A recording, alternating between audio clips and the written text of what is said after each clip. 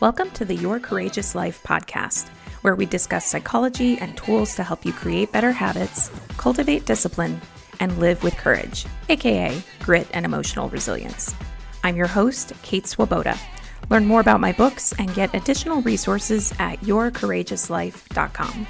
And now, here's today's episode. Hey there, friends. Today we're going to talk about getting things done and whether you are someone who falls on the end of things where you're like, I love a good, here are the tips, tricks, hacks for getting things done, or someone who falls on the other end of things and you're kind of like, hate time management, struggle with time management, struggle with getting things done, don't like being organized. It's all just feels overwhelming. I think that there is something here for you. And in fact, I'm actually going to start on that end of things where people are going, I struggle to get things done and it feels really overwhelming. Used to be me. Believe it or not, used to be me. I tell you, man, my first few years of being a driver, I wrecked the brakes on my car because I was always rushing to get somewhere and always late. That has changed. And I'm going to talk about how we can change some of this in this episode on getting things done. So just so everybody's really, really clear, I can completely relate to the feeling of how do I get things done? It feels overwhelming. I don't feel like I'm good at it. And I might have said this in some other podcast episodes. I do think it bears repeating.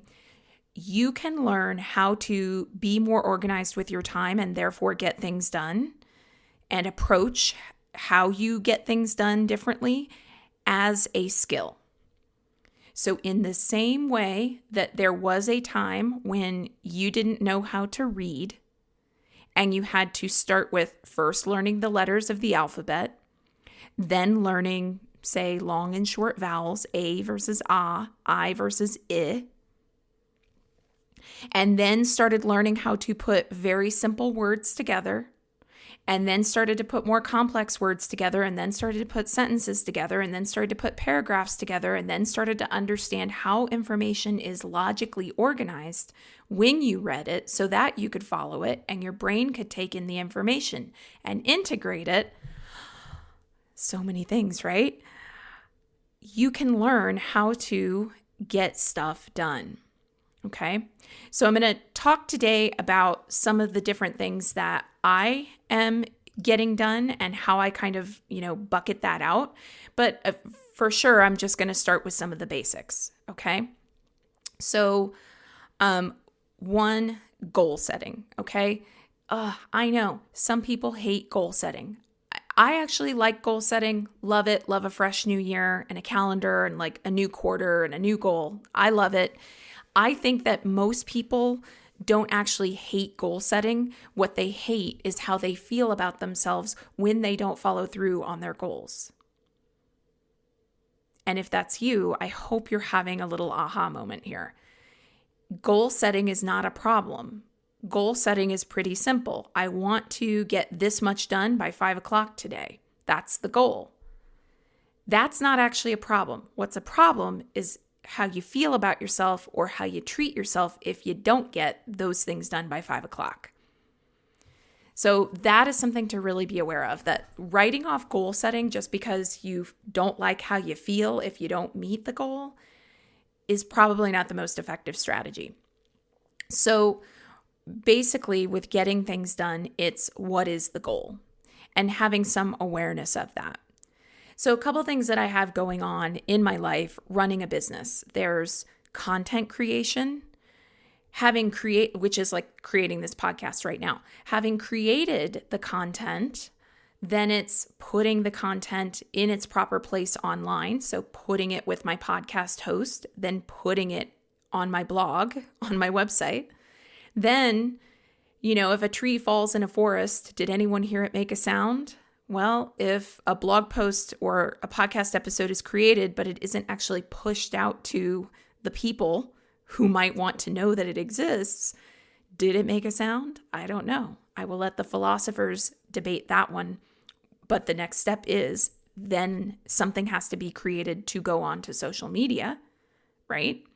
And because we all know all the things about all the algorithms, social media does not always show everyone who follows me the content that I put out. So if you didn't know that, by the way, please make a point of actually going to my actual profiles wherever you follow me on social media to see if you missed anything, because that happens too.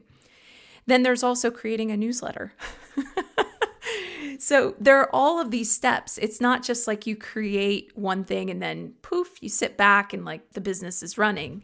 There are these other steps. And I know that there are a lot of business owners out there who are like, you just hire out a team for that. Well, not everybody has a team. And today, as I record this, I don't have a team. I have had teams of up to 15 people. And right now it's just a me, myself, and I kind of situation. So that's fine. I'll get it done. But my goal essentially with creating this podcast content is to complete all of those steps end to end. And I need to have it done by a certain date because this podcast is going to be released by a certain date. So once I know my goal, which is to have all of those steps completed end to end, I do have them written out, although at this point, like I have a tracker, but at this point, I don't really need to consult it because I remember all the steps. I'm aware of what all the steps are. But essentially, I have this goal. I got to create the content and do all the steps to actually get it out into the world.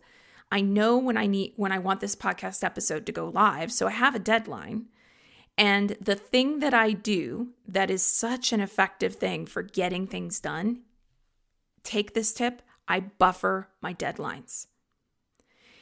If you agree with my hypothesis that people don't actually mind goal setting so much as they mind how they feel about themselves when they aren't meeting the goal, if you agree with that, buffering your time is an amazing get shit done strategy. Because if I tell myself, let's say that I want this podcast to go live on, say, the first of the month, okay? If I know that I want it to go live on the first of the month, I buffer my time. I actually set a deadline for myself of having the podcast recorded and getting all of the graphics and the things and the newsletter and all that created 1 week earlier. Why? Because I don't like how I feel about myself if I'm working on it 24 hours before it's supposed to go live. Okay? So buffering time is the get stuff done strategy that I have used to not have to feel bad about myself, about goals, not feel under the gun. And it also really comes in handy for those things too, because I'm a mom. My kid might get sick. I might get sick. I might have other things going on. I might get invited to a party. I don't want to say no to a party invite just because I didn't get my stuff done, So it really becomes, what is my goal? What do I want to get done? What's the outcome that I want? And then when I look at my time, how do I buffer my time?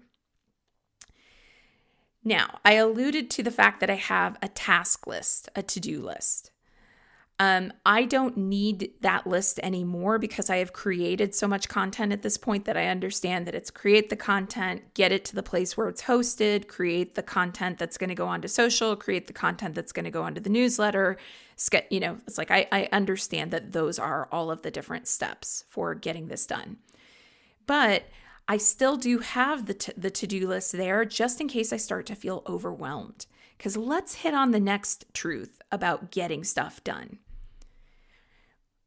We resist getting stuff done when we feel overwhelmed. So if there is anything you can do to reduce your overwhelm, you got to make sure that it's happening. And a task list or a to-do list can reduce overwhelm. Because for sure I have those days where lots going on. Maybe I'm getting pings and dings. Maybe I got some stressful news or information. Maybe I'm just tired. Having some kind of a list that I can consult is helpful for me to just keep myself focused. And for sure, if you are someone who struggles more with executive thinking, executive functioning, executive tasks, ordered tasks, things like that, having a to-do list of some kind is is just going to really help you. And breaking down one task into smaller, more manageable subtasks is helpful.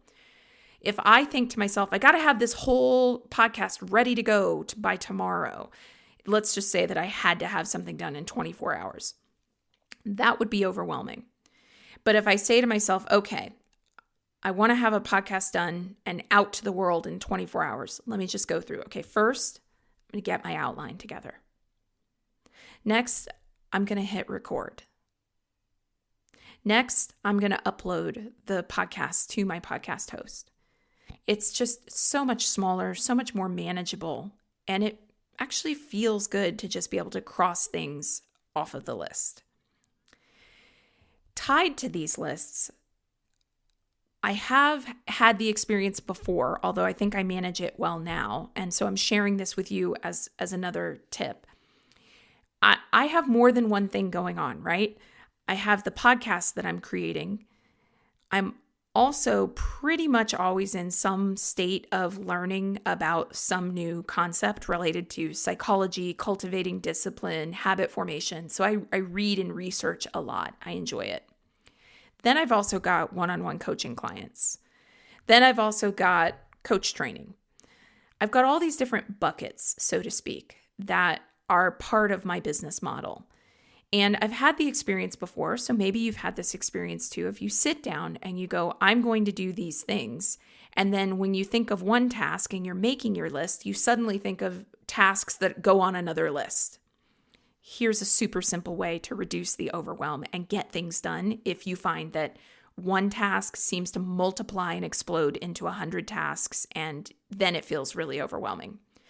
You get a different sheet of paper for each bucket.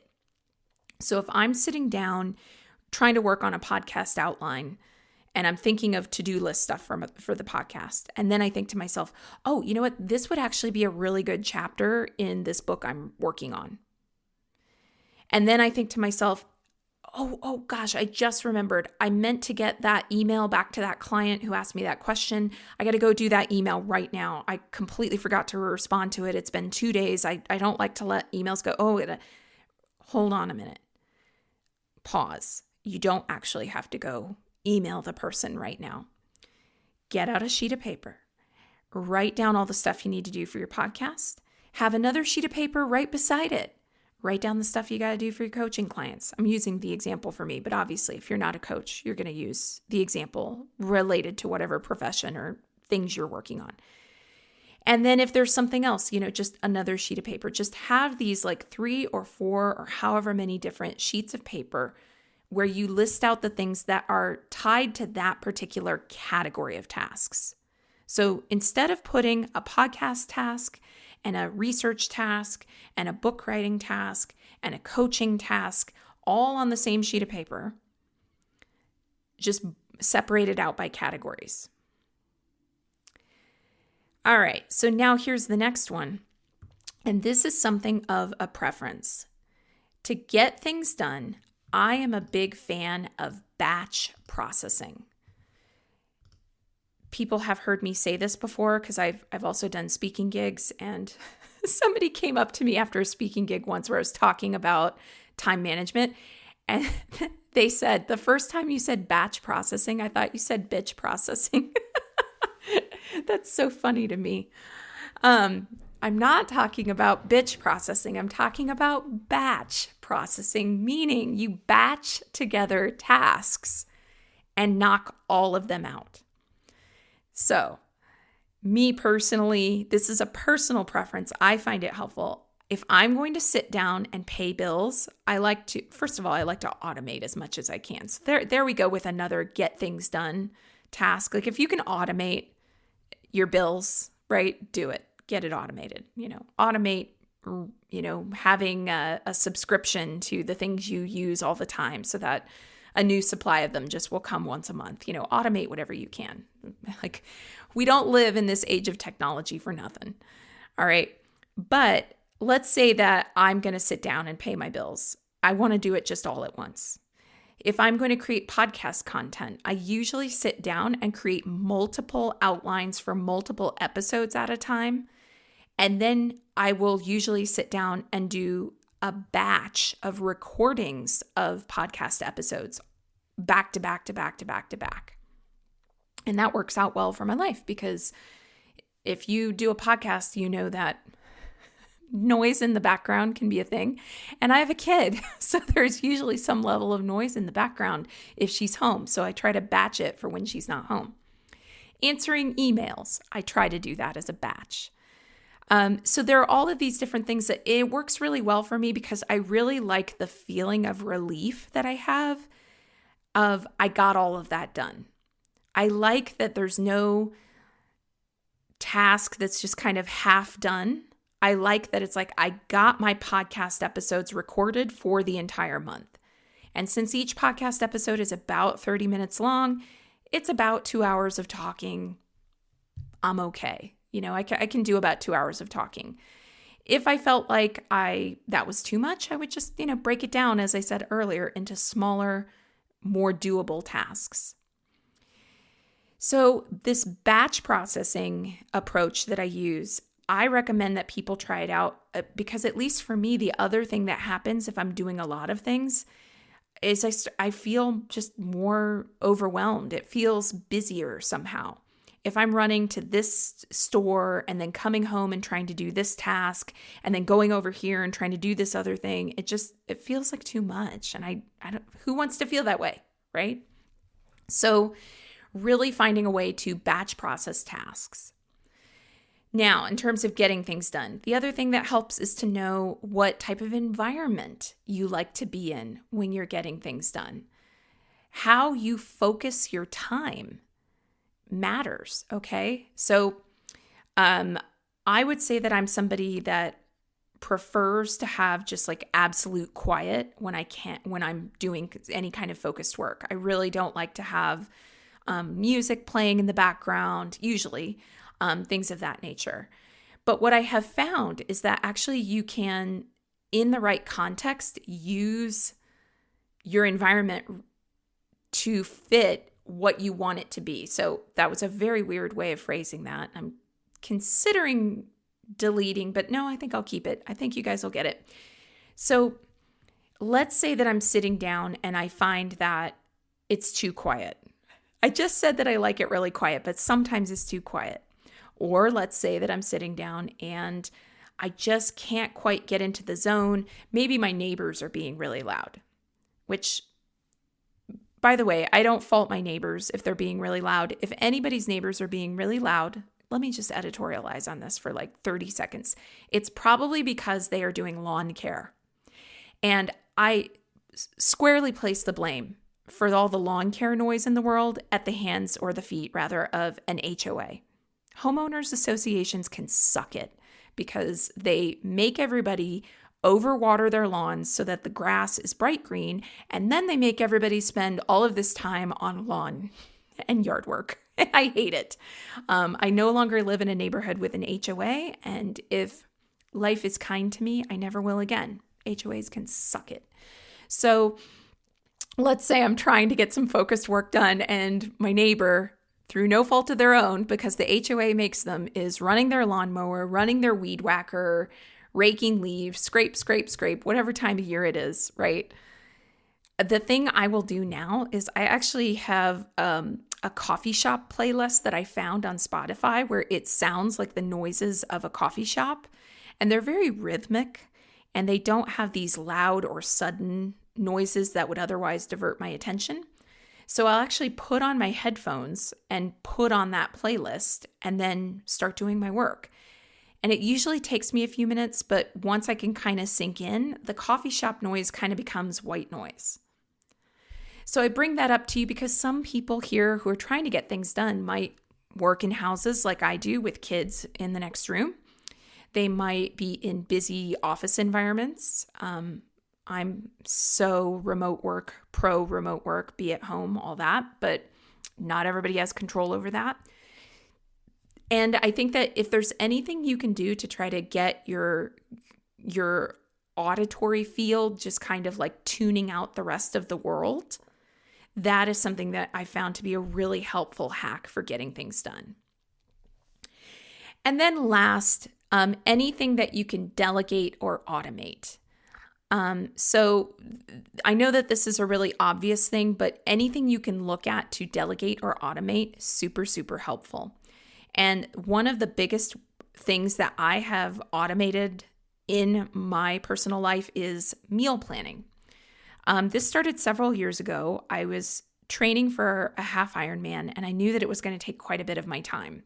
And I also knew that I needed to get in and out of the grocery store really, really quickly. And I knew that I needed to not put a lot of time or stress into meal prep.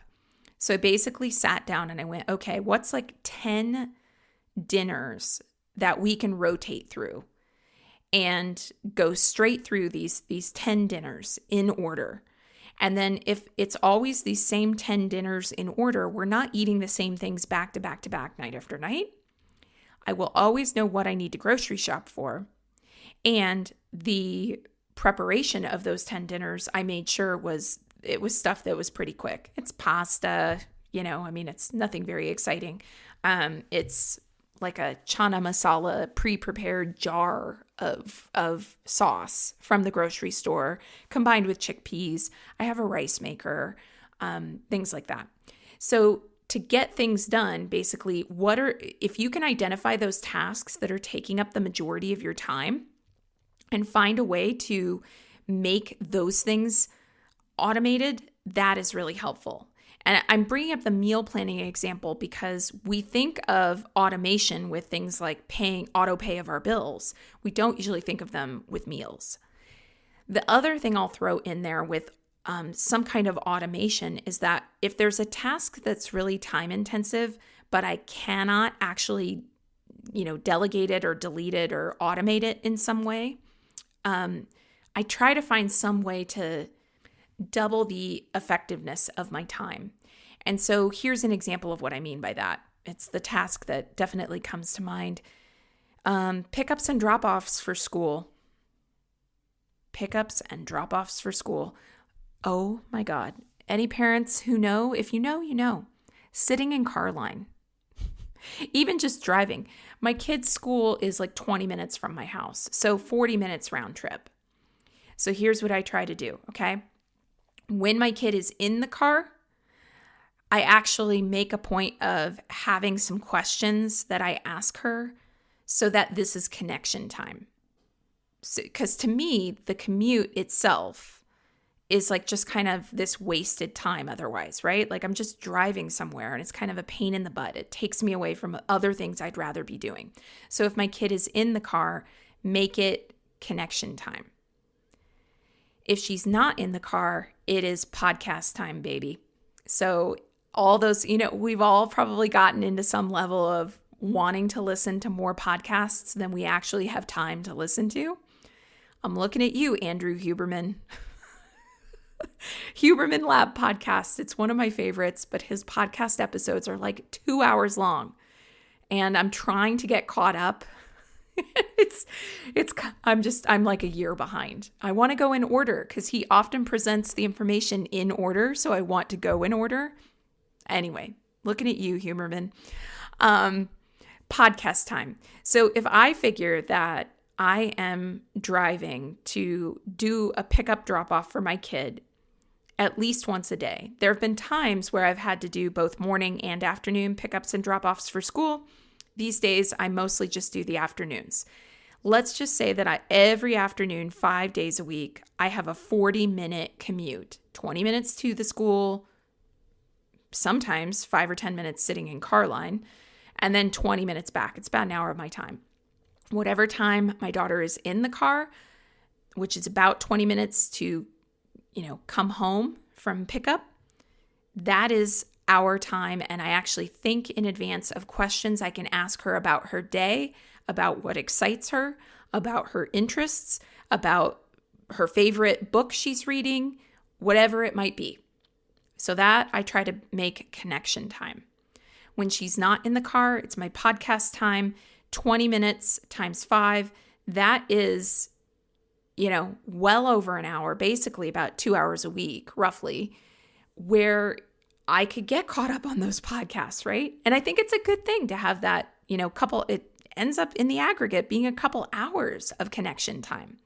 So basically, for getting things done, for anything that you can't automate, at least try to make that particular task do double duty for you and for your life. So these are my thoughts on trying to, or not trying to, on getting things done. And I think a lot of it really comes down to get things done, you just got to do it. And I know that is not always a very popular message. You know, people want the hack, or they want some way to not feel like it's hard. Sometimes it just is hard. Sometimes it just is, I am sitting down for this amount of time and I am getting things done, and that's what I'm doing. And it's not sexy, and it's not interesting, and it's not anything more involved than that. But what I will say is that these approaches of really going, okay, how do I know what my goal is? How do I buffer my time? How do I break things down to be more into action steps on a to-do list if I need that? How do I kind of bucket or categorize the different types of tasks that I need to do? And then how do I really create focus in some way? Knowing the type of person that I am, I want to focus in batches, not bitches, batches. It just really was very funny. And then how do I want to create an environment that's the most conducive environment to my focus? Those are all things that I use to get things done. And then, like I said, I automate whatever I can. And if I cannot automate something, at the very least, I try to do whatever I can to make that time spent on a particular item do double duty for me, so that it's not a complete waste of my time and I can get value out of it in some way. All right, that's today's episode of the Your Courageous Life podcast. Thank you for listening. To dive in deeper and continue the work, head on over to yourcourageouslife.com. See you there.